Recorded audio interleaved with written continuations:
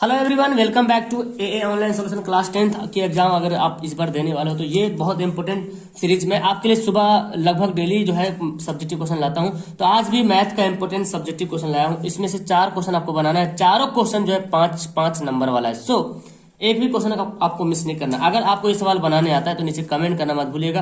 अगर नहीं बनाने आता है तो इसको जरूर प्रैक्टिस कीजिए और बनाइए, क्योंकि मैथ प्रैक्टिस का चीज है। जब तक प्रैक्टिस नहीं करोगे तो आप सही से नहीं कर पाओगे, ठीक है ना। देखिए सवाल मैं बताता हूं। आंधी आने से एक पेड़ टूट जाता है। आंधी आया, पेड़ टूट गया और टूटा हुआ भाग जो है इस तरह मुड़ जाता है कि पेड़ का शिखर जमीन से छूने लगता है। मतलब देखिए इसमें डायग्राम बनाना बहुत जरूरी है। ये था पेड़, देखिए यहाँ पे लंबा करते हैं। ये था, यहां से यहां तक पेड़ था, ठीक है ना। आंधी आया ना तो इतना दूर पेड़ जो है टूट के यहाँ पे गिर गया। ये जो पेड़ ऊंचाई था ये टूट के यहाँ पे आके गिर गया, ऐसे झुक गया आके। ये जो ऊंचाई था वही झुका जाके यहाँ पे। इसका मतलब क्या हुआ, जितनी ऊंचाई टूटा है वही झुका है। मतलब ये वाला जो हाइट है यहां से यहां तक हाइट है और यहां से यहां तक हाइट है। हाइट क्या है, बराबर है। इसको मैं मानता हूं ए बी सी और डी मानता हूं, ठीक है। तो एडी का जो लंबाई है वो डीसी का लंबाई, क्योंकि यही वाला तो टूट के यहाँ पे गिरा ना। ओके, और क्या बोलता है जी, टूट के गिर गया और इसके साथ 30 डिग्री कोण बनाता है। मतलब जहां पे उसका जो गिरा ना, जो मेन पॉइंट था, जो फुलंगी था, वो जो गिरा यहाँ पे 30 डिग्री का कोण बनाया। पेड़ के क्या बोलता है, पेड़ के पाद बिंदु, यानी कि जो पेड़ का जो बेस था ना, यहाँ पे बिंदु की दूरी जहां पेड़ के शिखर जमीन को छूता है, यहां से यहां तक, जहां से छुआ है यहां तक, ये दूरी बोलता है 8 मीटर। कितना है, 8 मीटर है। तो बोलता है कि पेड़ की ऊंचाई क्या था। तो इसका मतलब पेड़ की ऊंचाई को मतलब हमको पूरा बताना पड़ेगा, यहां से यहां तक पेड़ की ऊंचाई है ना जी। तो हम पहले तो ये निकाल लेंगे, ये निकालेंगे तो हमको ये भी निकालना पड़ेगा। और यही लंबाई तो ये वाला एडी है ना, यही वाला लंबाई जो ये है और ये पर निकल जाएगा। तो पहले हम ये निकालते हैं ना, ये किसी को भी निकालो, कोई हर्ज नहीं, किसी एक को भी निकालो। ओके, अब थोड़ा यहाँ पे गौर कीजिए। देखिए मैं, आप जो भी यहाँ फिगर रहेगा ना, यहाँ पे आप लिखिएगा। माना कि इसको मान लिया मैंने, माना कि ए बी क्या है, पेड़ है, इसकी ऊंचाई को मैंने एच मान लिया, ठीक है।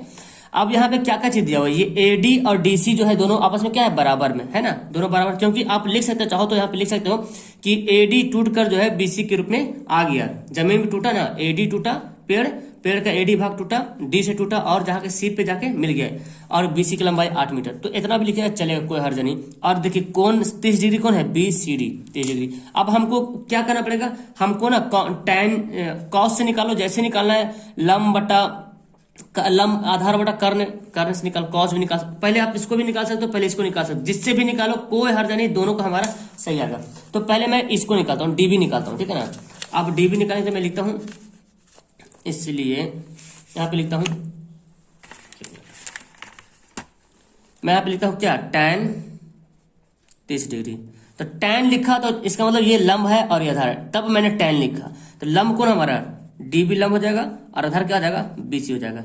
tan 30 का वैल्यू क्या होता है, 1/√3 होता है। डीबी का वैल्यू तुमको नहीं पता ना, तो डीबी को डीबी ही रहने दो, है ना, डीबी को डीबी रहने दो। और बीसी का वैल्यू कितना, 8 है, तो मैंने यहाँ पे 8 लिख दिया।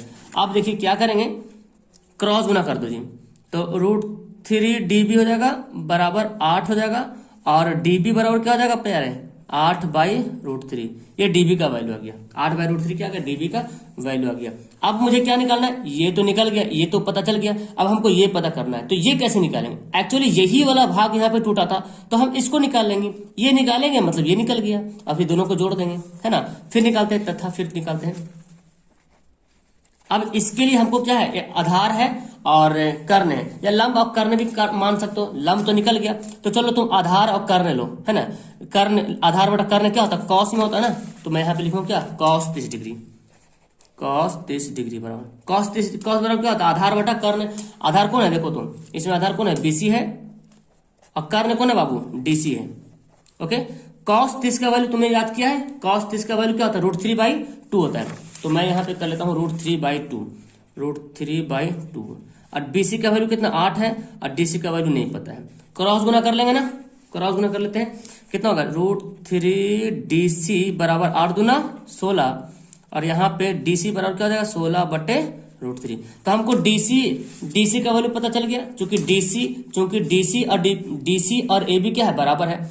तो हम यहाँ पे लिख सकते हैं, चूंकि डीसी बराबर एडी, तो क्या हो जाएगा, ये भी हो जाएगा 16 √3। जितना DC उतना AD है। अब मुझे क्या निकालना है, मुझे एक्चुअली निकालना है AB निकालना है। क्या है ये, पेड़ की ऊंचाई निकालना है ना। तो लिखते हैं यहाँ पे लिखते हैं, इसलिए पेड़ की ऊंचाई, ओके, इसलिए पेड़ AB की ऊंचाई। क्या करेंगे भाई, क्या करेंगे हम, AB की ऊंचाई निकालने के लिए हम DB लिखेंगे, DB को जोड़ देंगे, DB प्लस AD, है ना, यही जोड़ेंगे ना। तो DB का वैल्यू कितना निकला था, देखो 8/√3, 8/√3, और इसका 16/√3, ओके। तो यहाँ पे भिन्न का जोड़ वगैरह कर लेते हैं, भिन्न का जोड़ करते हैं, √3 ले लेंगे एलसीएम, तो 8 + 16 हो जाएगा, 8 6 14, 24/√3। नीचे आप परिमेय रूप में नहीं रखना है, नीचे जो है आप परिमेय के रूप में नहीं आना है। तो इसको क्या करेंगे, करनी कर देंगे, परमेयकरण कर देंगे, इतना ऊपर नीचे मल्टीप्लाई कर देंगे। तो 24√3 बटे कितना होगा, 3, √3 को √3 से गुना करेंगे 3 होता है, 3 × 8 = 24, कितना हो गया 8√3 मीटर। क्या हो गया, ये हमारा आंसर हो गया। बस इतना करना है, आपको 5 नंबर एकदम हंस के मिलेगा, ओके। तो फिगर जरूर बनाइएगा आप एग्जाम में, हाइट एंड डिस्टेंस में फिगर बहुत जरूरी, नहीं बनाएंगे तो फिर उसी से नंबर 2 कट जाएगा। आपका फिगर बनाना बहुत जरूरी। चलिए देखते हैं दूसरा सवाल।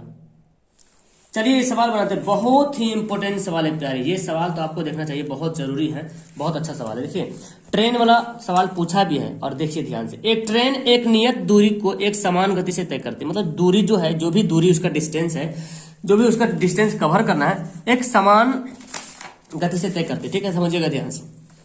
यदि ट्रेन की गति 10 किलोमीटर प्रति घंटा अधिक होता है, अगर ट्रेन की गति ज्यादा कर देंगे, देखिए अगर कोई गाड़ी चल रही है, डिस्टेंस हमारा उतने कवर करना है ना, कोई गाड़ी चल रही है तो क्या होगा, आप मान कि आप यहाँ पे हैं, आपको यहाँ पे पहुंचना है, तो यही दूरी है, आप जितना स्पीड चलिएगा उतना जल्दी पहुंचेगा, है ना, यानी कि ज्यादा चाल बढ़ाइएगा तो आपका समय कम लगेगा, और चाल घटा दीजिएगा तो समय ज्यादा लगेगा, लेकिन दूरी तो वही कवर करना पड़ेगा, है ना, दूरी को वही कवर करना पड़ेगा। तो हम इसी को मान के बैठाएंगे यहाँ पे, बनाएंगे यहाँ पे।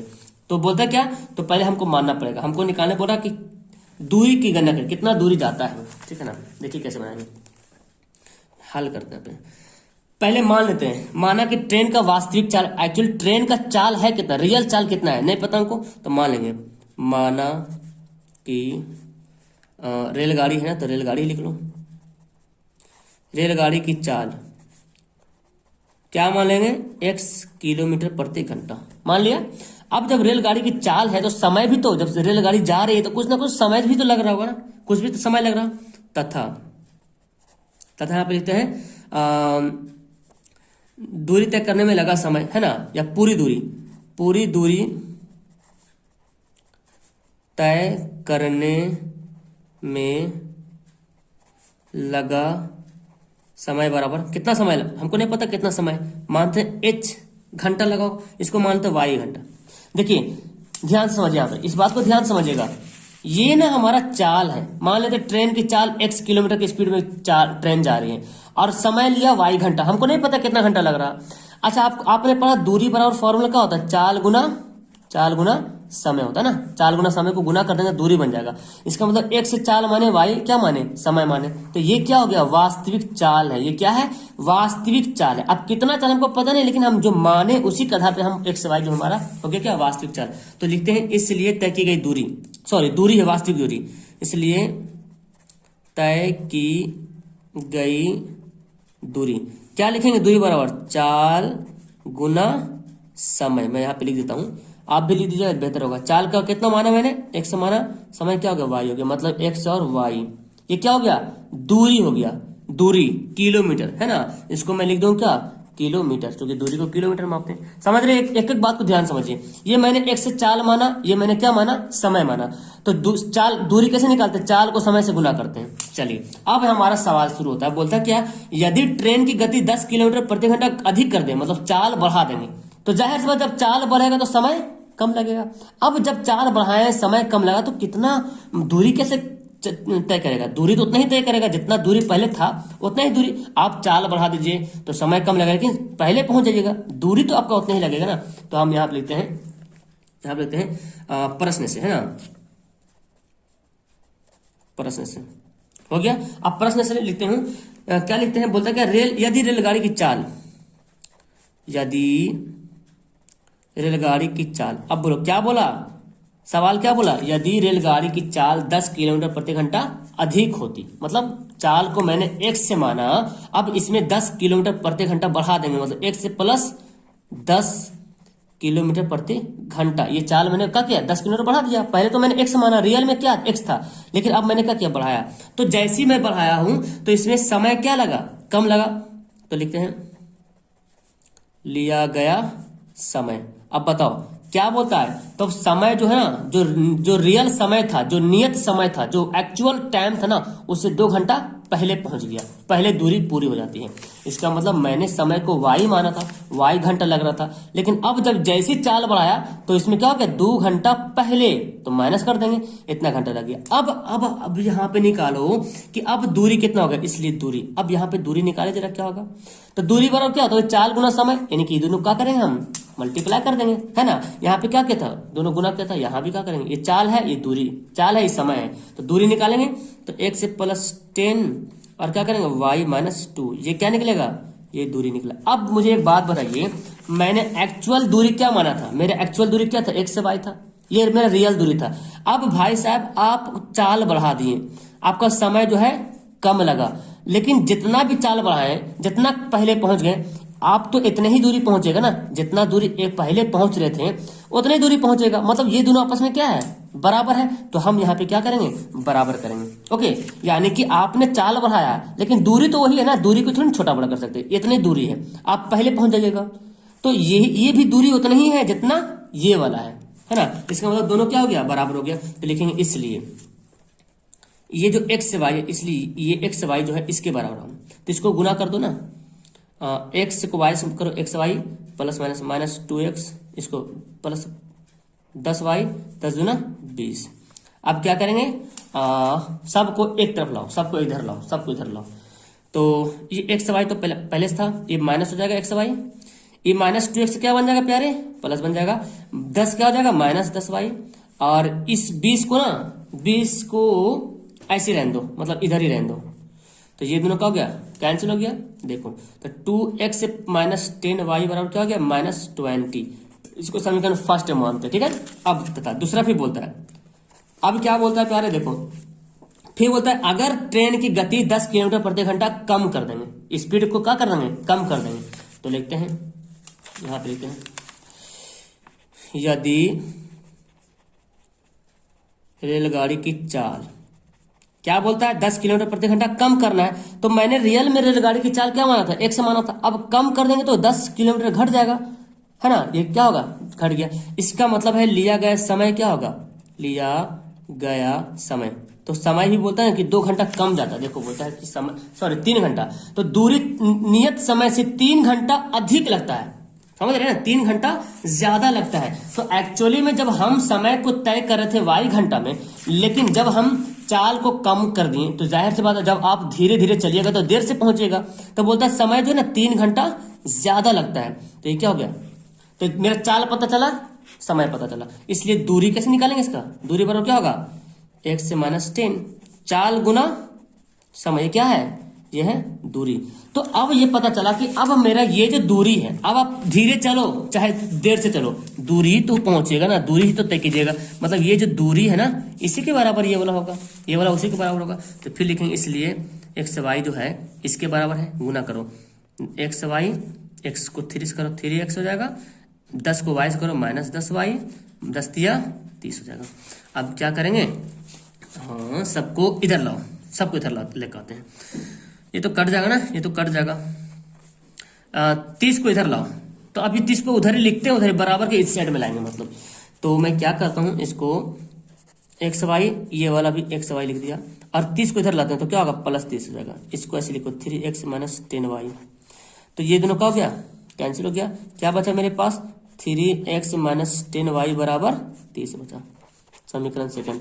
आप समीकरण फर्स्ट को सेकंड से क्या करते हैं, हल करते हैं। चलिए अब यहाँ पे लिखते हैं समीकरण फर्स्ट, थोड़ा सा लंबा बनेगा प्यारे, क्योंकि 5 नंबर आपको फ्री में थोड़ी मिलेगा ना, है ना।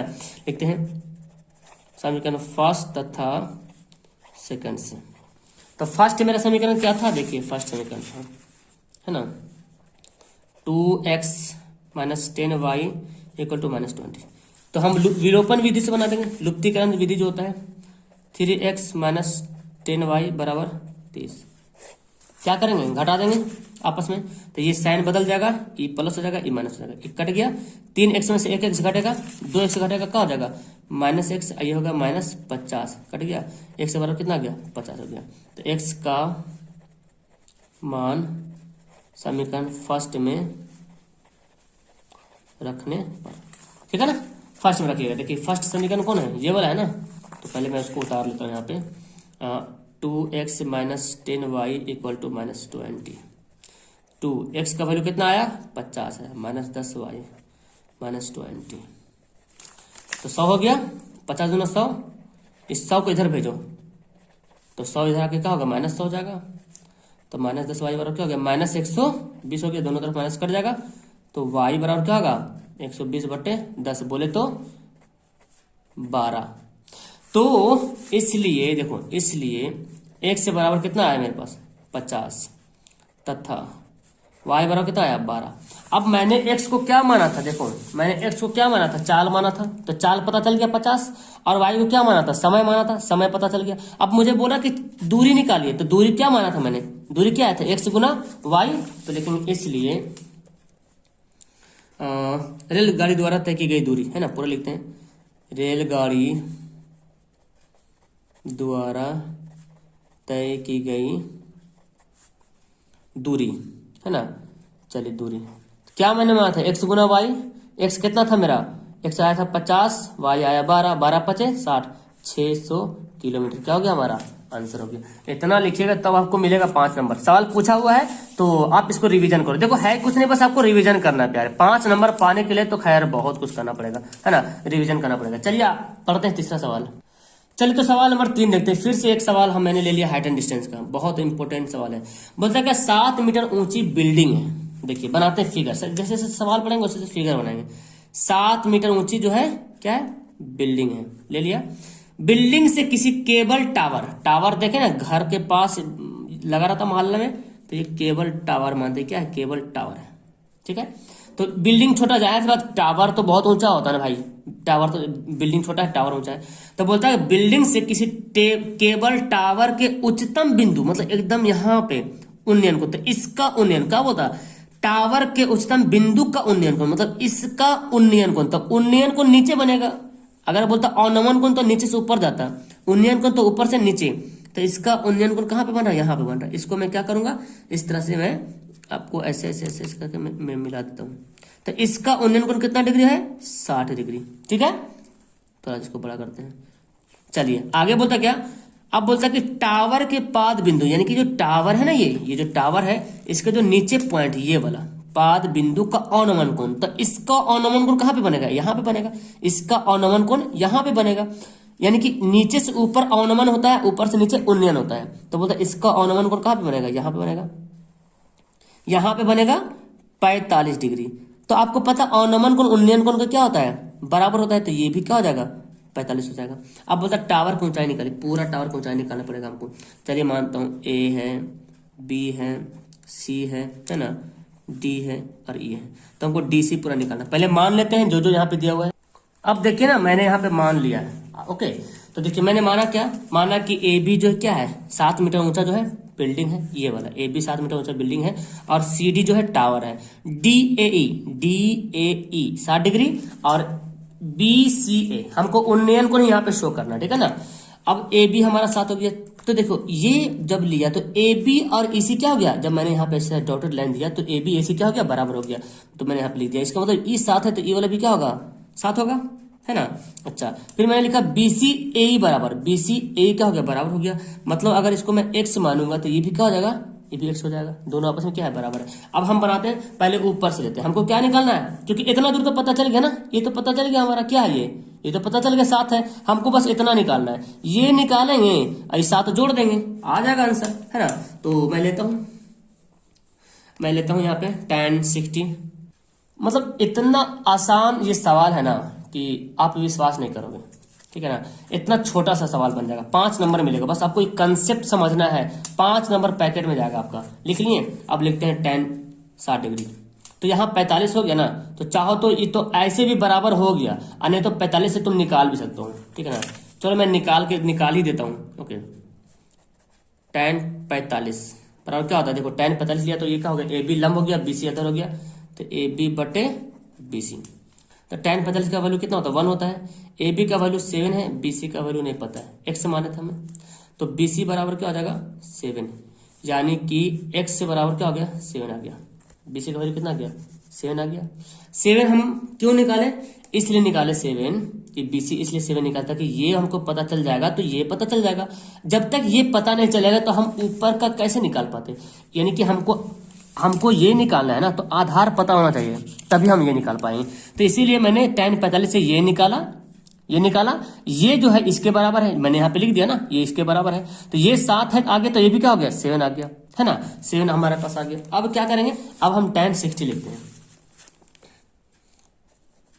अब tan 60 डिग्री बराबर, अब बोलो tan 60 बराबर क्या लिखेंगे, देखो लंब डी ई लंब है, ए क्या है आधार है, तो डी ई बटे ए।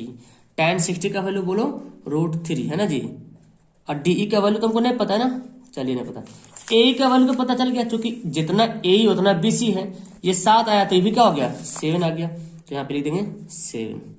अब देखो क्रॉस गुना करेंगे तो डी ई बराबर क्या होगा 7√3 आ गया ना, डी क्या हो गया 7√3। अब हमको क्या चाहिए, हमको चाहिए डी सी चाहिए, देखिए डी सी यही ना है, पूरा टावर यही ना डी सी, तो लिखते हैं इसलिए हम पूरा लिख दें, इसलिए डी सी बराबर क्या लिखेंगे, डी सी बराबर 7 + 7√3 ऐसे लिख दीजिएगा मीटर। तो यहाँ पे एक लाइन और यहाँ पे कुछ आता, इसलिए टावर की ऊंचाई बराबर 7 + 7√3। आप इतना भी करके छोड़ दीजिएगा ना, तो आंसर आपको मिलेगा। और चाहो तो आप 7 ले लो, कॉमन ले लो, तो क्या आ जाएगा 1 + √3। चूंकि एनसीईआरटी में इतने ही आंसर देता है, आप इतने ही आंसर लिखना, और ज्यादा है तो √3 का वैल्यू बैठा के मल्टीप्लाई करना फिर। ओके, तो इसका इंतजार कर रहे थे त्रिकोणमिति का। बड़ा अच्छा सवाल है, लॉन्ग है लेकिन है बड़ा अच्छा। हमको क्या करना है, ये बनाना है, ये लाना है, लेकिन यहाँ पे जो सवाल है ना, ये इसको हमको दोनों तरफ से बनाना पड़ेगा। चलिए तो हम इसको इधर से बनाते हैं, ठीक है ना, इसको हल बनाते हैं, ये हमारे लाते हैं, ठीक है ना। तो क्या ये LHS है ना, सॉल्यूशन करते हैं LHS, ये लिखते हैं। देखिए बड़ा आसान है, इसको करना क्या होगा ना, हमको इस सब को दोनों जो है ना, ये देख रहे हैं ना LHS, इसको हमको cos से डिवाइड करना है, ठीक है, cos से क्या करना है, भाग करना है। तो पहले मैं लिखता हूँ sin θ - cos θ + 1 बटे, ध्यान से समझिएगा नहीं तो बाउंस कर जाएगा। ओके, cos θ - 1 हो गया। मुझे क्या करना है, सबको ऊपर नीचे सबको cos से भाग करना, cos θ से। तो sin को भाग करो cos से, तो लिख दे पहले sin θ / cos θ। cos को भी cos से भाग करो, cos θ / cos θ। 1 को भी भाग करो 1 / cos θ। एकदम आराम से समझिएगा, ये बड़ा वाला लाइनिंग है, इसको करेंगे तो भी हो जाएगा sin θ / cos θ, प्लस करेंगे cos θ / cos θ, माइनस करेंगे 1 / cos θ। कर दिया मैंने भाग। चलिए अब देखिए, अब शकल बदल जाएगा इसका। sin / cos क्या होता है, बोलो sin / cos होता है tan θ, cos कट के 1 हो जाएगा। अच्छा 1 / cos क्या होता है sec, तो पहले उसको लिखते हैं sec θ। प्लस क्यों मैंने लिखा, क्योंकि मैंने इसको लिख रहा है, ये प्लस में, और इसको यहाँ पे लिखते हैं, ये क्या आएगा कट के -1, साइड कर दिया मैंने। अच्छा ये क्या होगा sin / cos, ये भी हो जाएगा tan θ, इसको भी लिखता है अभी -sec θ, पहले कर लेते हैं इधर, ठीक है ना, माइनस इधर कर सकते हैं -sec θ। अरे क्या हो गया +1 हो गया।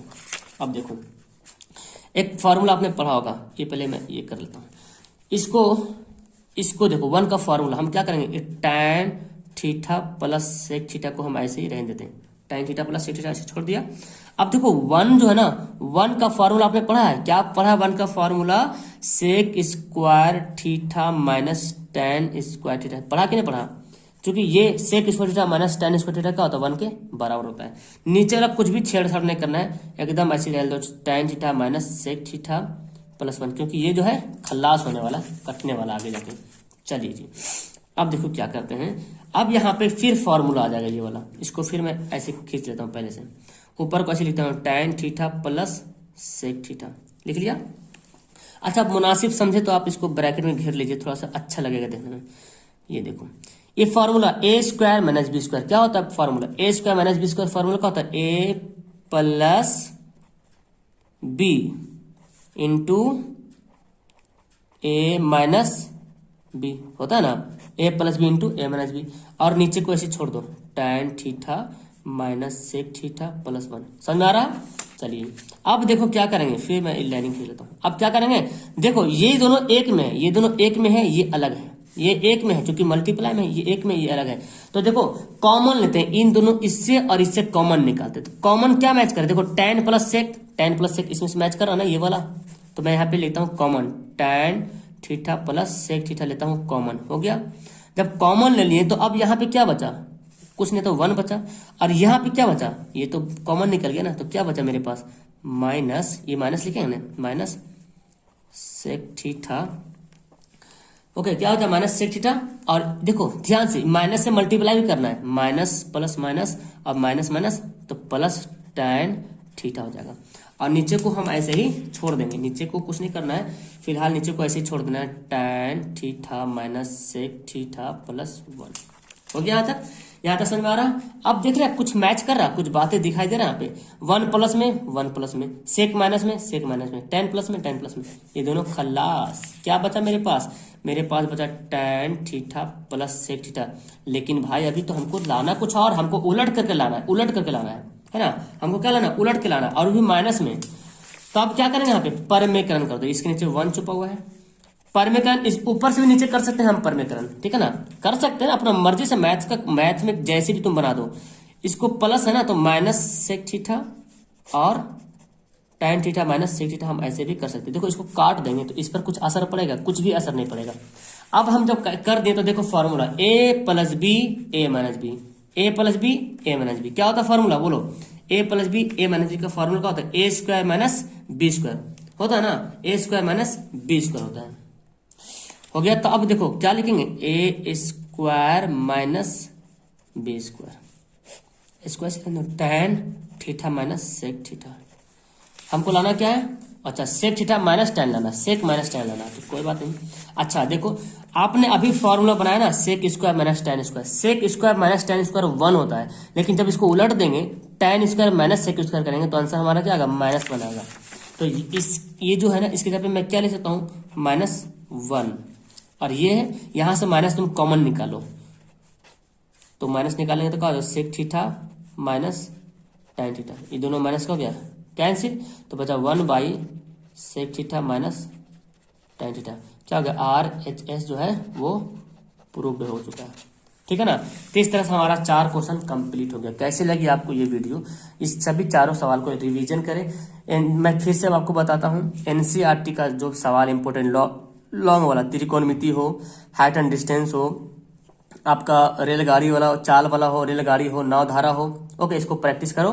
क्षेत्रमिति है उसको प्रैक्टिस कीजिए, हाइट एंड डिस्टेंस का प्रैक्टिस कीजिए, थ्योरम जो मैंने बताया उसको प्रैक्टिस कीजिए। 5 नंबर आपके पैकेट में जाएगा, 20 नंबर, ओके। तो नीचे कमेंट करना मत भूलिएगा, अपने दोस्तों को शेयर करेंगे। फिलहाल इस वीडियो को क्लास करते हैं। That's all, thank you everyone, bye.